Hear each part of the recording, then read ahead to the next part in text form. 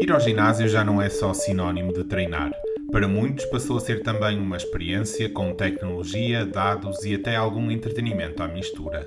Nos últimos anos, o fitness começou a cruzar-se com o digital de forma mais evidente. Sensores, métricas em tempo real, gamificação, tudo isto está a mudar a forma como as pessoas treinam, mas também a forma como se mantêm motivadas. A pergunta é: até que ponto esta mistura entre físico e digital pode redefinir aquilo que esperamos de um treino?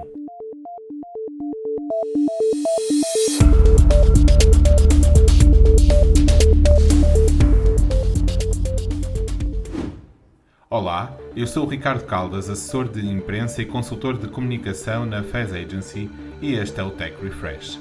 Nesta temporada mergulhamos nos temas que moldam o ecossistema tecnológico português e europeu. Hoje recebo Mauro Frota, cofundador e CEO da Bout, uma startup portuguesa que tem vindo a explorar precisamente esta ligação entre treino físico, tecnologia e experiência digital através do boxe. Olá Mauro, bem-vindo ao Tech Refresh. Eu se calhar gostava de começar já por tentar explicar um bocadinho o conceito da Bout. Sei que junta o físico, o digital e um bocadinho de AI também, mas gostava de começar pelo início e perceber como é que nasce a ideia da Bout. Olá, Ricardo, obrigado pelo convite. Ora bem, de onde é que vem? Literalmente de um sonho.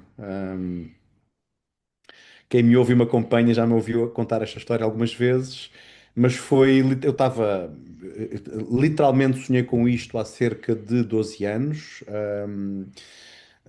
Estava a fazer um mestrado numa área da psicologia que é a teoria da autodeterminação, que hoje compõe o que nós chamamos de Bout Behavioral Change Matrix.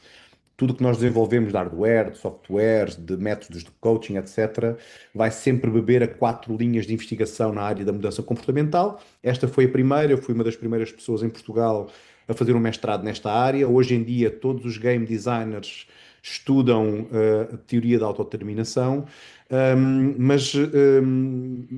Eu acho que este meu sonho juntou a área que estava a estudar, os problemas que eu próprio identificava já como empresário na área do fitness, em que percebia que era relativamente fácil vender fitness, mas extremamente difícil reter os clientes. Foi também o que me levou a este mestrado.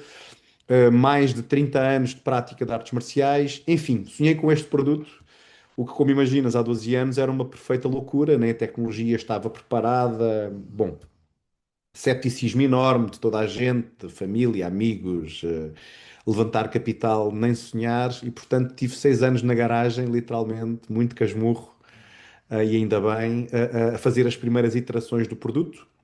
Eu sou um non-tech founder, eu e o meu co-founder, portanto nós não temos background de engenharia, portanto as primeiras iterações foram mais ao nível do saco físico, que é um saco multicamadas, que imitam as diferentes camadas do corpo humano, portanto a ideia é que pareça algo mais biológico quando se golpeia, e só mais tarde é que começámos a começar as primeiras iterações na parte da tecnologia, digamos assim, e começámos a levantar capital enfim, isso trouxe-nos até onde estamos hoje.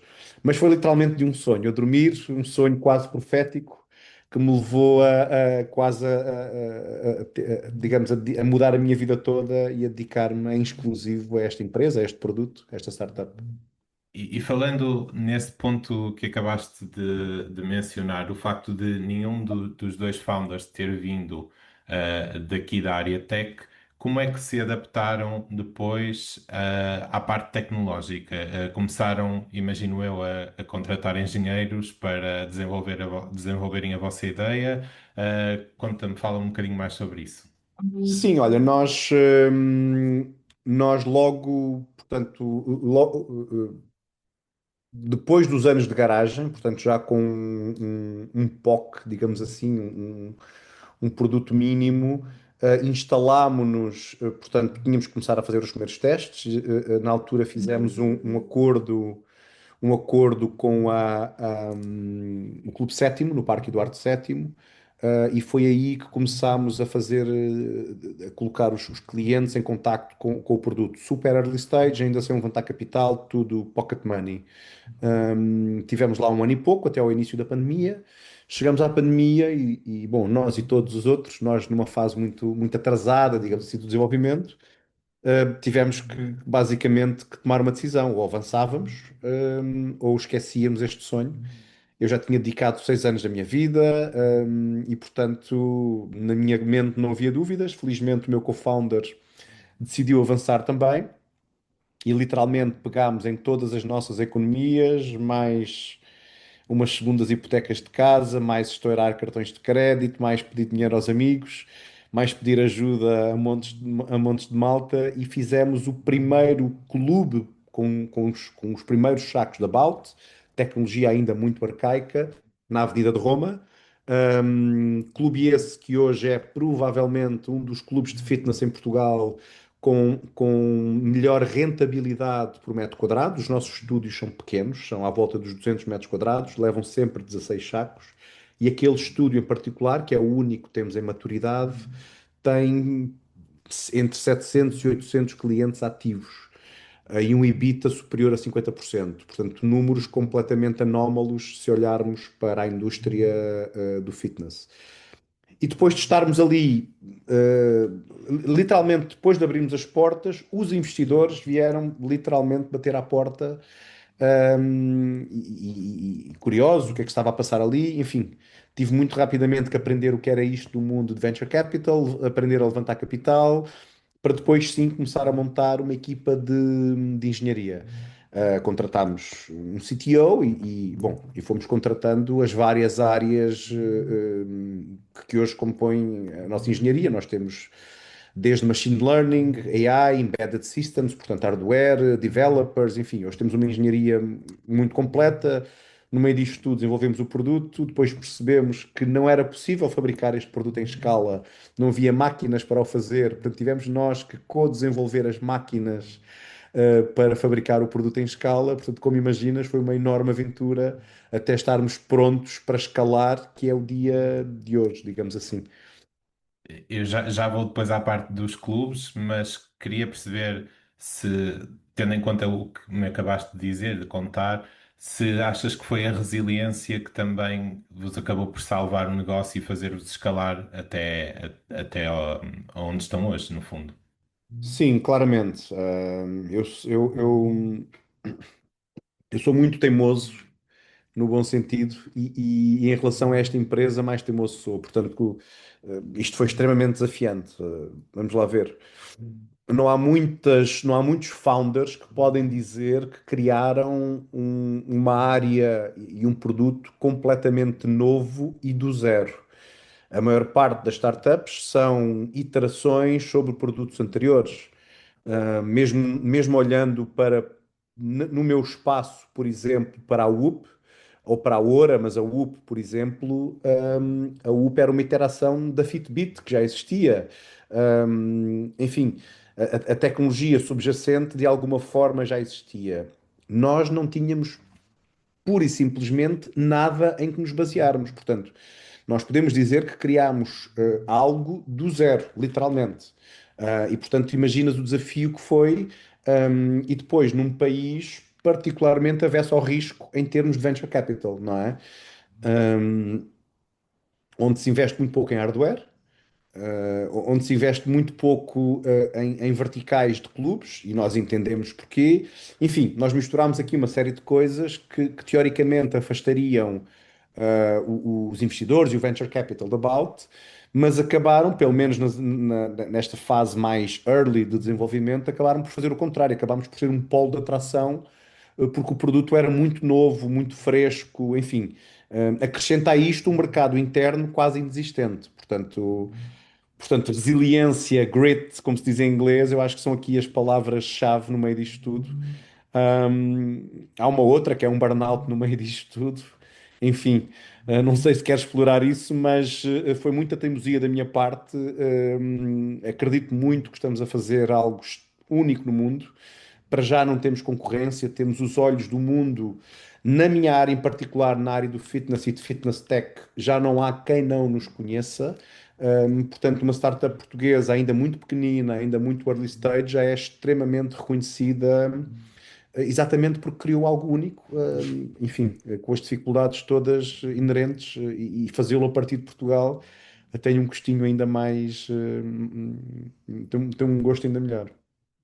Se calhar, antes de avançarmos para a parte da tecnologia, porque há aqui uma vertente muito forte em tecnologia e hardware, etc., queria que me falasses também um pouco, sobre essas dificuldades. Falaste num burnout, falaste também na questão de, de apostarem em clubes e que em Portugal é complicado. Porquê é que dizes isso? Porquê é que Portugal tem essa particularidade de, uma aposta num vertical de clubes ser difícil, especialmente difícil? Bom, o venture capital português, vamos lá ver, o venture capital mundial já tem alguma dificuldade em investir em hardware. Vamos começar pelo hardware.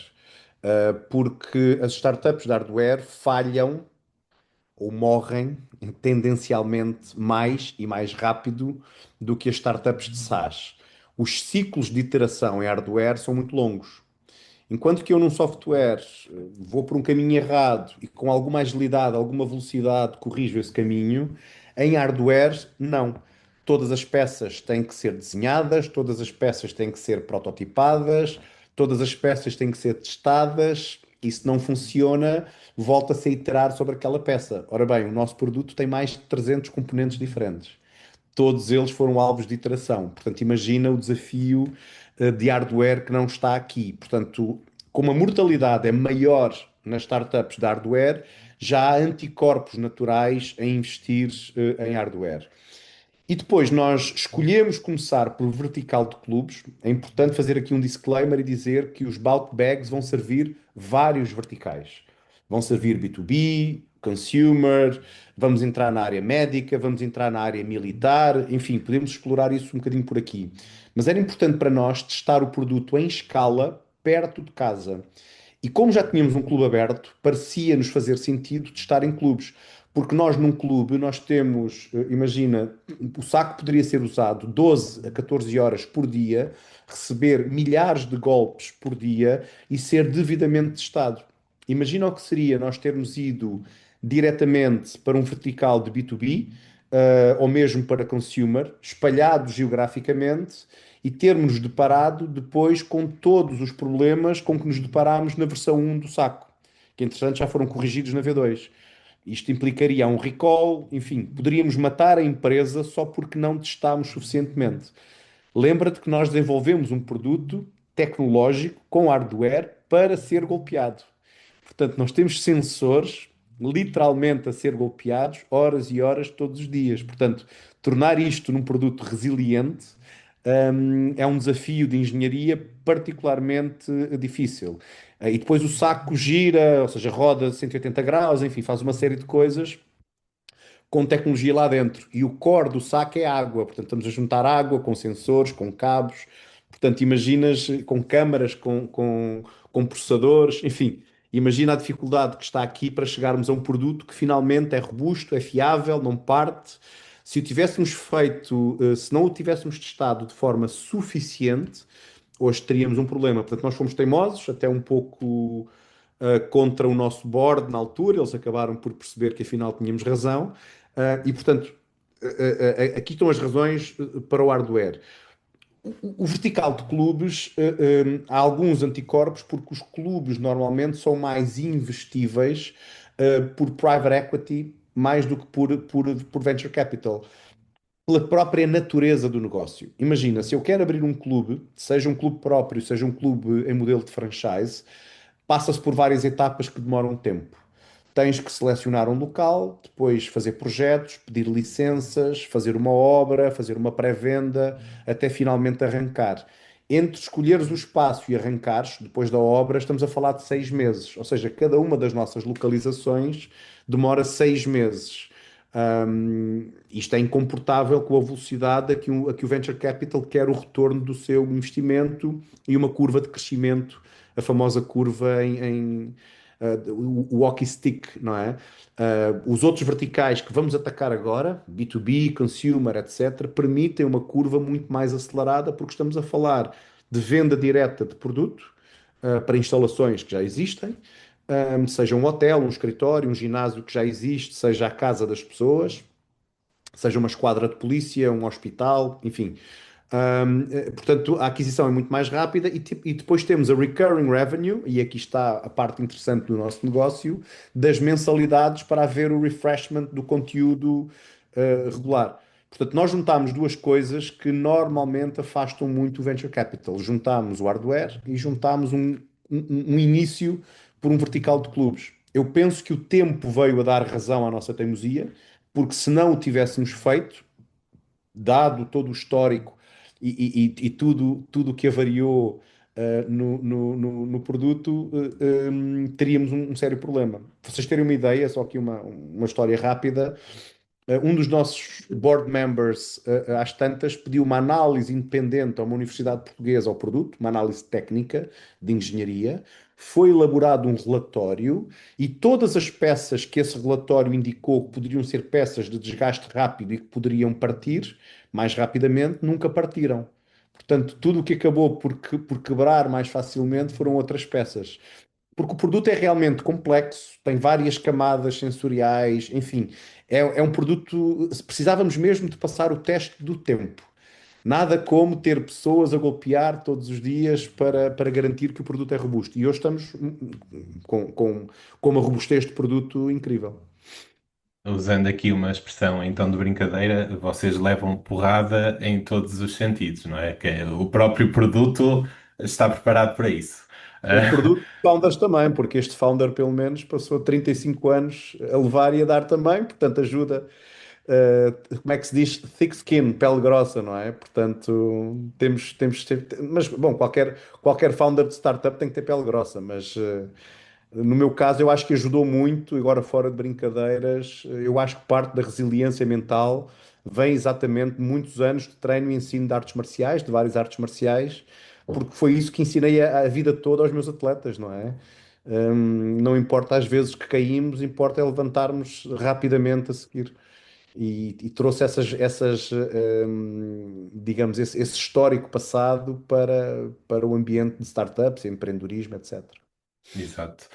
Mauro, então se calhar falando aqui agora um bocadinho na parte dos clubes, como é que estes clubes, para além de serem altamente tecnológicos, são diferentes de um ginásio, digamos, tradicional, ou de um clube, se calhar, mais exclusivo, mas tradicional?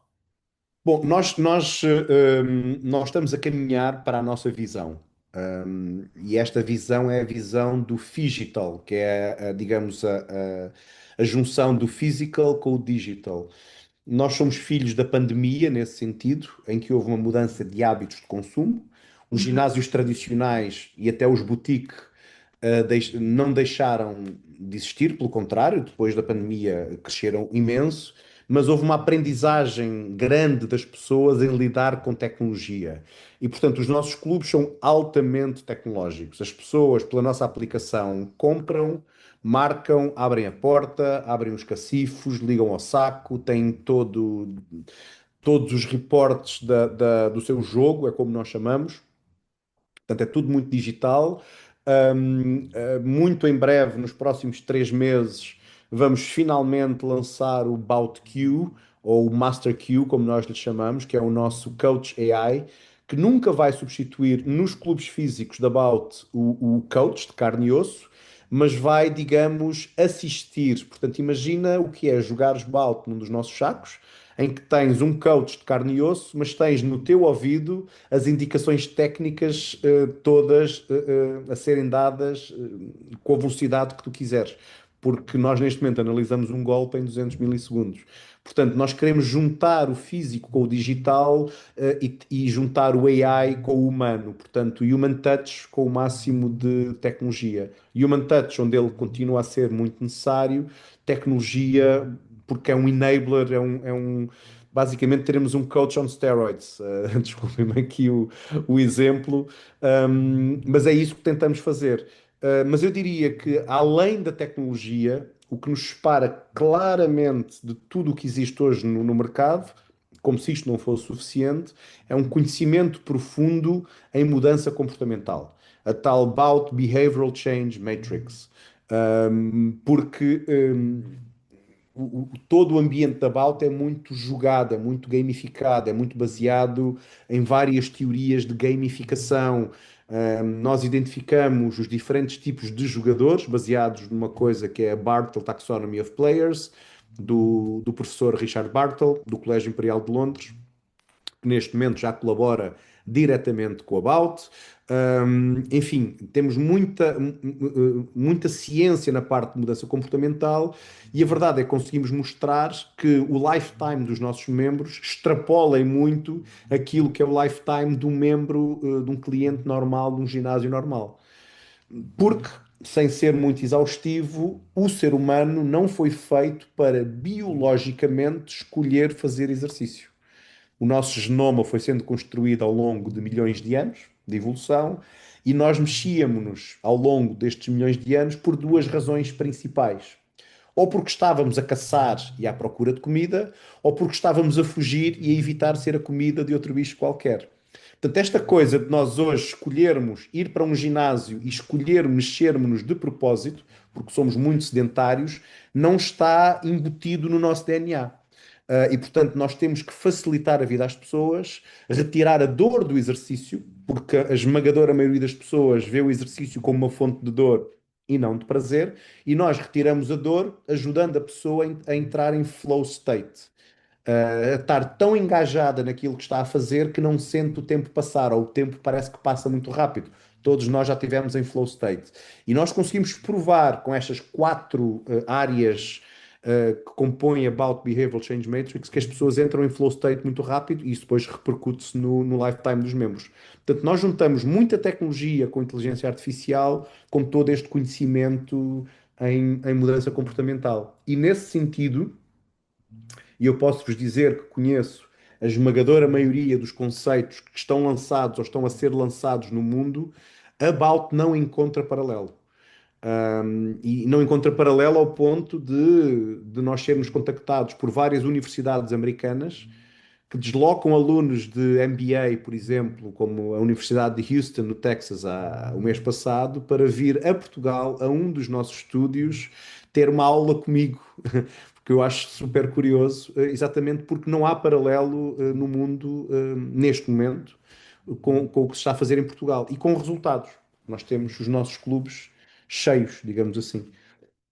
O que é que foi mais difícil para vocês? A componente tecnológica, o desenvolverem toda essa tecnologia, ou a componente humana, falar precisamente dessa parte comportamental e absorver isso no vosso conceito? A parte de mudança comportamental já era o que eu trazia para a empresa. Eu diria que é o meu superpoder.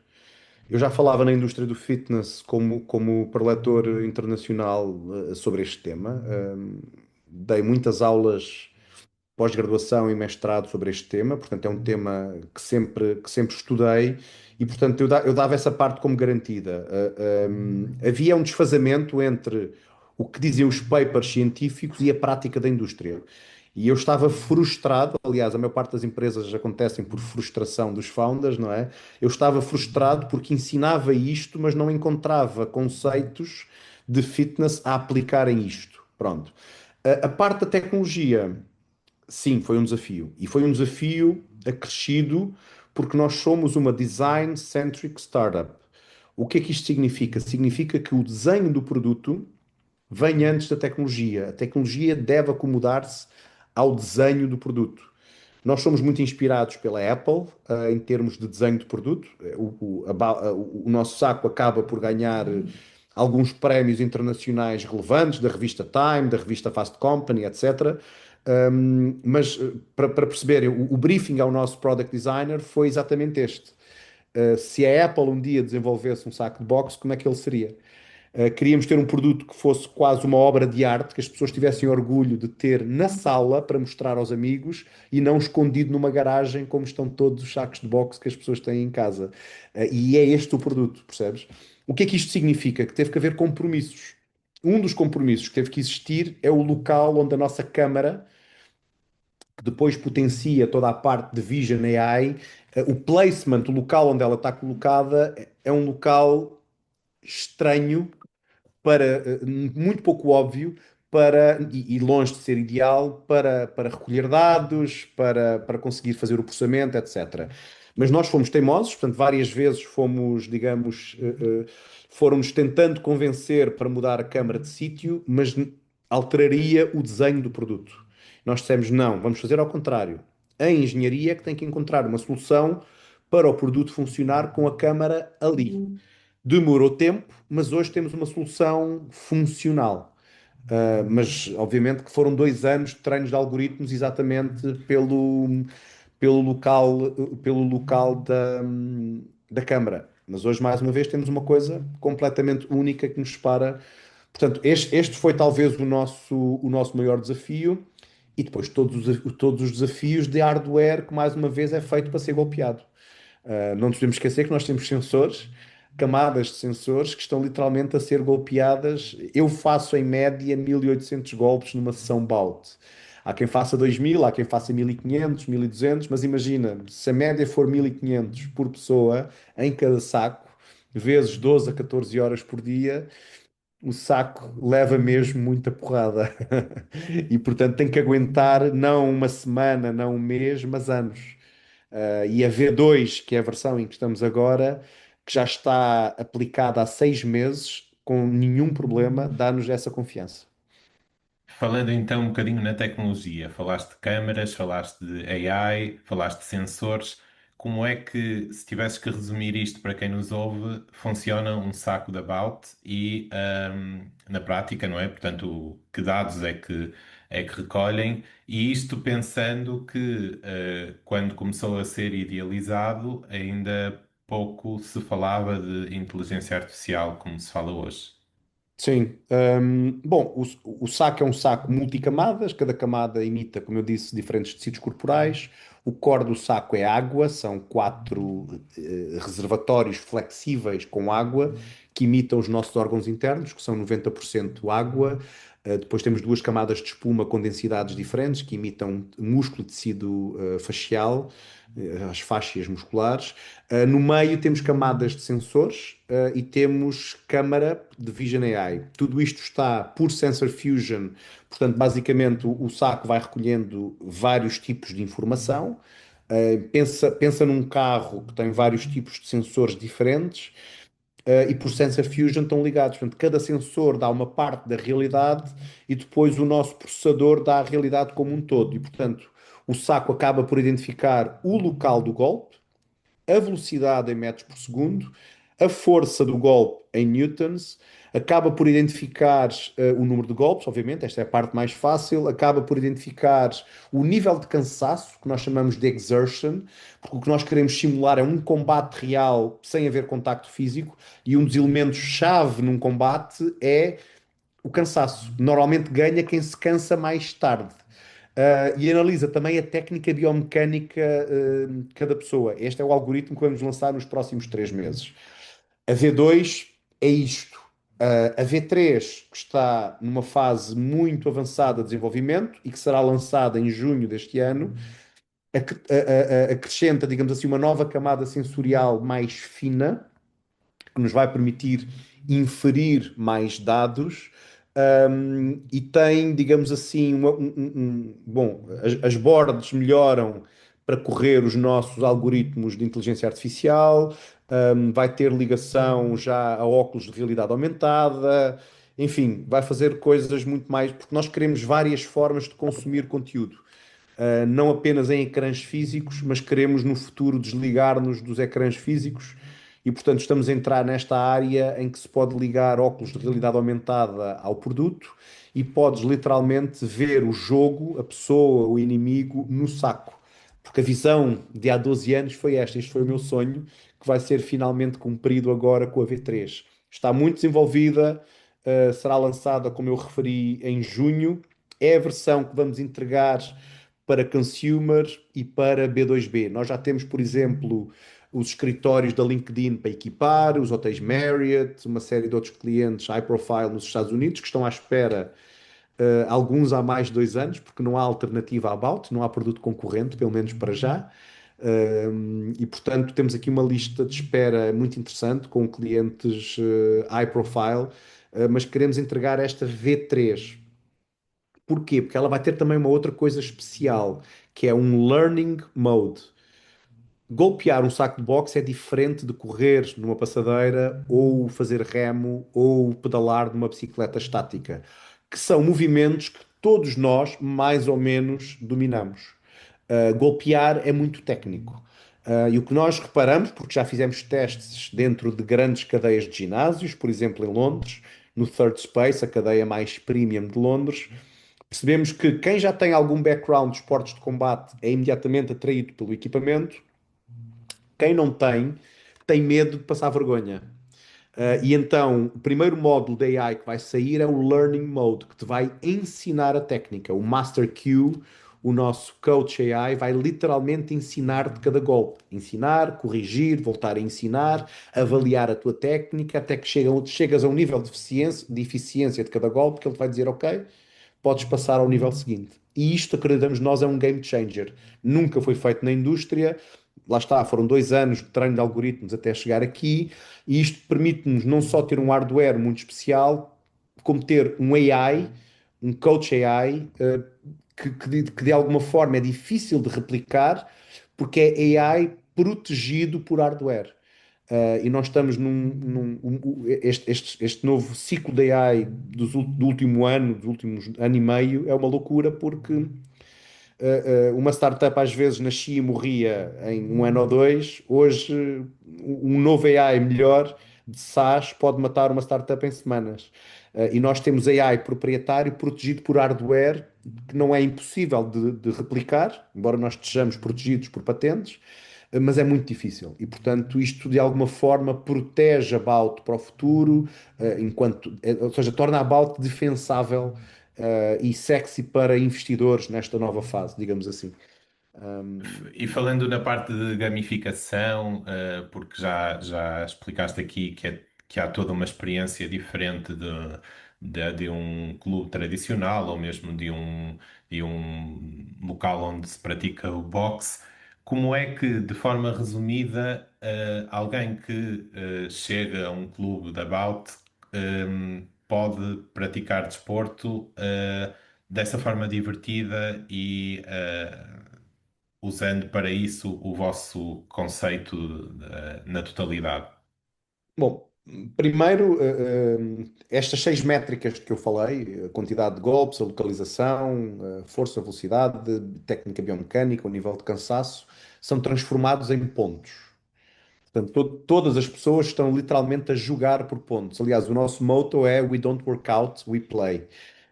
Nós até brincamos que workout tem a palavra work, trabalho, lá dentro. Portanto, não há nada mais anti-humano, digamos assim, do que isso. E, portanto, é muito jogado logo por aí. Depois há toda uma camada de gamificação à volta do nudging. Portanto, nós temos 9 fórmulas musicais em que trabalhamos todas as variáveis da música, incluindo o volume de som, que é dinâmico. Temos 9 fórmulas de cor e luz, uma para cada round. Uma sessão báltica é constituída por 9 rounds. E depois toda esta camada de pontos, de leaderboards, etc. E depois na tua app podes fazer o filtro, podes ver o teu ranking por pontos, por velocidade, por número de golpes, por todas as métricas, e podes-te comparar só no teu clube, só naquela sessão, contra Portugal inteiro, contra o mundo. Podes filtrar exatamente por género, por idade, por peso. Podes ver especificamente para mim como é que eu estou no ranking a nível mundial. E isto torna, ou seja, um pouco o que a Strava faz. Eu acho que a Strava, a nível mundial, é o melhor exemplo a trabalhar leaderboards, mas eu, com alguma imodéstia, vou dizer que acho que os nossos leaderboards, em termos de UX, estão muito mais interessantes do que os da Strava. Obviamente que não temos a quantidade de users que tem uma Strava ainda, mas já são alguns milhares a usar a nossa app diariamente. Mas é muito interessante a forma como tu podes filtrar, ver como é que estás no ranking. E há um perfil de cliente, só para falar aqui um bocadinho da teoria da gamificação. Portanto, o trabalho do Dr. Bartle estipula que há 4 tipos de gamers, ou 4 tipos de player types, grosso modo: killers, achievers, socializers e explorers. Os killers e os achievers são aqueles que ligam muito ao leaderboard. É muito interessante porque terminam uma sessão, vão logo ver como é que estão no ranking, partilham logo, porque a app permite partilha direta nas redes sociais. Eu sou claramente um achiever, já fui mais killer, e também estou sempre a ver como é que estou no ranking, não é? Ok, termino uma sessão, vou logo ver, ok, como é que eu tive nesta sessão comparando aqui com os meus peers, com os outros bouters que estavam a jogar esta mesma sessão. Mas como é que eu estou nesta sessão, neste jogo, porque o jogo muda a cada 3 semanas, overall em Portugal? Pá, isto vai se agir agora quando começarmos a abrir vários mercados internacionais, que vamos abrir este ano, vamos poder começar a comparar com literalmente o mundo todo. E este ano lançámos pela primeira vez, foi um sucesso absoluto, os Bouter Games. Ou seja, criámos uma vertente competitiva multiplayer. São equipas de 8, ou seja, os desportos de combate que são tipicamente desportos individuais. Nós transformámos isto num desporto mais social, mais multiplayer. São equipas de 8, obrigatoriamente 4 homens e 4 mulheres por equipa. Os pontos individuais deixam de interessar, passam a ser apenas os pontos da equipa e há uma batalha em direto de 8 contra 8. Posso-vos dizer que a energia foi incrível. Nós, para a primeira, os Balter Games, só aceitámos 4 equipas para testar o software que era novo. Ficaram muitas equipas de fora a querer também entrar. E nós estamos a cobrar pela participação nos Balter Games. Portanto, claramente descobrimos aqui uma fonte de revenue muito interessante. Este ano, muito provavelmente, teremos pelo menos mais uma edição dos Balter Games, talvez duas, em que já vamos aceitar muito mais equipas e provavelmente já teremos que ter eliminatórias, enfim. A ideia é no futuro conseguirmos ter uma seleção portuguesa que depois vá lutar com uma seleção de Espanha, com uma seleção do Brasil, com uma seleção dos Estados Unidos, algo deste género. Mas estamos a construir as bases em Portugal. Muito bem. Já estamos aqui a chegar ao final da conversa, mas tu foste levantando o véu ao longo desta última meia hora de várias coisas que a About está a pensar, a planear, a projetar para o futuro. E queria que me falasses agora um bocadinho sobre isso, ou seja, onde é que neste momento estão, porque já existem vários clubes a nível nacional, mas falaste aqui também em planos internacionais. Uhum. E também em termos tecnológicos, na versão, na terceira versão do vosso saco, para onde é que vão nos próximos meses, digamos? Bom, o próximo grande desafio, é conseguir fabricar este produto em escala. Porque depois de os termos desenvolvido, percebemos que não havia forma de o fabricar em escala.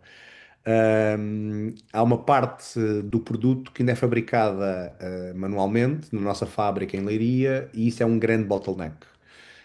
Portanto, nós tivemos que também co-desenhar, em parceria com uma empresa italiana, as máquinas, vá, robotizadas, que nos permitem agora escalar a produção. Portanto, este é o ano em que finalmente conseguimos escalar a produção para entregar a todas estas pessoas que literalmente nos batem à porta todos os dias. Nós todos os dias temos pedidos de informação orgânicos, portanto, nós nunca investimos em marketing diretamente para captar clientes em B2B e em B2C e temos pedidos de todo o mundo. Da Índia, da China, dos Estados Unidos, da Austrália, de todos os países europeus, de Portugal. Nós fomos compilando ao longo destes 2 anos a lista, não posso dizer que é uma lista de espera, mas esta lista de intenções, e há aqui já um negócio potencial que ronda os 100 milhões de dólares, quando nós compilamos todo o interesse que foi manifestado no nosso produto de forma orgânica. Ou seja, de alguma forma, as pessoas descobrem-nos. Nós próprios não sabemos. Bom, o Saco já esteve, já fez um tour, já esteve em Nova Iorque, já esteve em Dallas, já esteve em Riad, já esteve em alguns países em demos. Nós participámos da grande luta do Mike Tyson e do Jake Paul na Netflix. Obviamente que isso ajudou imenso. Convidados pela equipa do Jake Paul, isso ajudou imenso também à divulgação da marca e do produto nos Estados Unidos.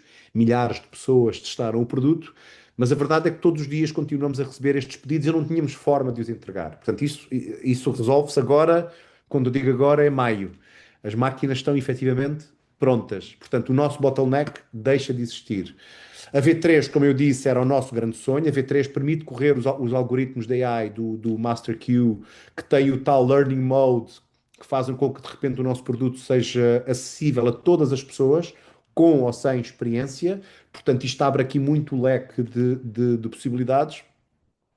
E estamos finalmente a começar a assinar os primeiros contratos internacionais.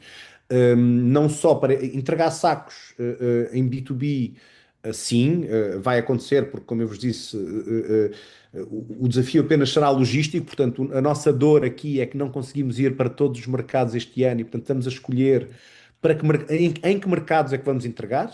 Sendo que a Europa é um no-brainer, porque entregamos a partir de Portugal, a logística é por terra, é fácil. Provavelmente Estados Unidos, porque é o maior mercado do mundo, nós já estamos com um footprint a começar em Boston, e portanto a partir de Boston poderemos entregar para os restantes mercados, para os restantes estados e cidades norte-americanas, e provavelmente teremos alguma logística também, ou na Arábia Saudita ou nos Emirados Árabes Unidos, que nos vão permitir, digamos, entregar nesse mercado. Os outros mercados terão que esperar, a não ser que haja um parceiro que esteja disposto a tratar da parte logística e da distribuição nesse país em particular, e nós temos alguns com que estamos a falar. Portanto, eu diria que fábrica, logística e V3 são aqui os grandes objetivos para este ano, que também me fazem estar a recusar muitos convites para falar e para estar com o produto presente lá fora.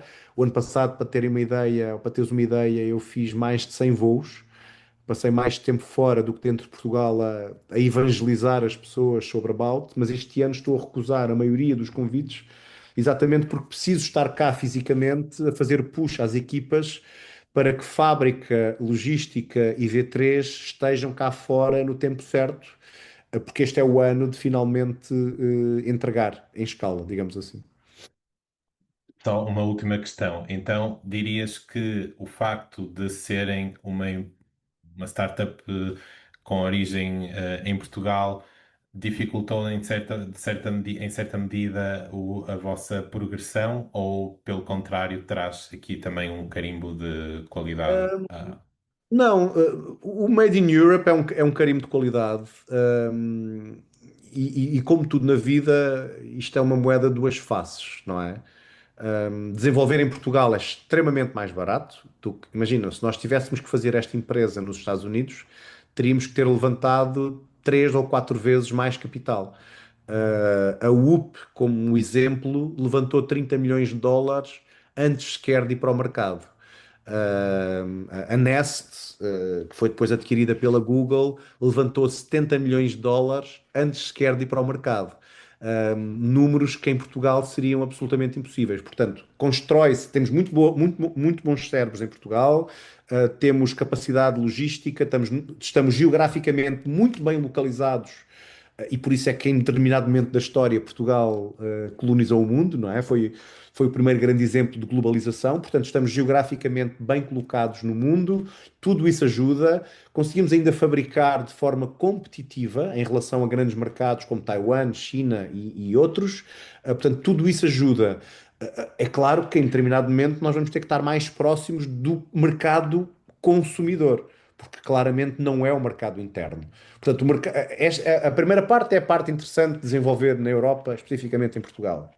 A parte um bocado mais perversa é o acesso ao capital, algum conservadorismo em relação ao risco, que é típico da nossa cultura, mas que está a mudar, parece-me que está a mudar, e o facto de o mercado interno ser extremamente pequenino. Para tu teres uma ideia, a Peloton faturou o ano passado 2,4 mil milhões de dólares.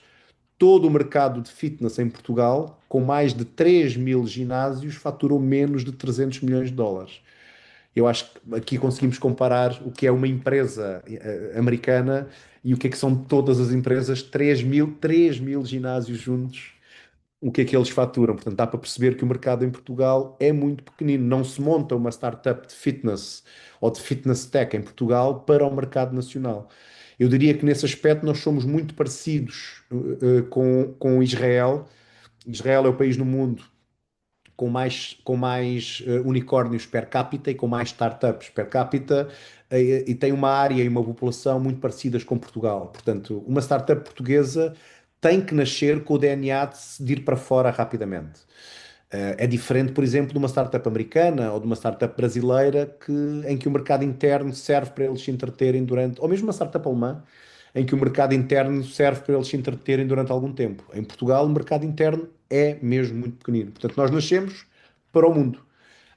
Portanto, temos aqui aspectos muito positivos e um grande orgulho em desenvolvermos a partir de Portugal, mas depois o acesso ao capital, o acesso ao mercado, são, digamos assim, a parte, algum conservadorismo e alguma aversão ao risco, que é típica da nossa cultura, fazem com que, digamos, este aspecto seja um pouquinho menos positivo. Mas estamos cá, o dinheiro que levantámos foi com o apoio de investidores portugueses que acreditaram na Balt, não foi pouco dinheiro. Portanto, a Balt já levantou perto de 15 milhões de euros em Portugal, com alguns tickets vindos dos Estados Unidos ou dos Emirados Árabes Unidos, portanto, de outros países, mas essencialmente dinheiro de angels e VCs portugueses, que de alguma forma acreditam nestes founders com ideias malucas, mas que faz acontecer, não é? Portanto, hoje temos um produto real, uma fábrica a preparar-se para escalar. E o que temos, o grande desafio este ano é um desafio de logística, é um desafio de entregar, que é o desafio, era onde eu queria chegar, era este desafio, não é? Já ultrapassámos todos os outros, agora falta este. Mauro, excelente conversa. Hoje ficamos por aqui, mas já ficamos aqui com uma ideia clara de como é que o físico e o digital se podem unir e qual é que será o futuro nesta área. Muito obrigado pela participação no Tech Refresh. Obrigado eu, Ricardo. Obrigado. Obrigado por estares desse lado em mais um episódio do Tech Refresh. Podes acompanhar o podcast nas redes sociais da Fez Agency e ouvir todos os episódios no Spotify, Apple Podcasts e YouTube. Voltamos em breve com novas conversas sobre tecnologia e inovação. Até ao próximo episódio.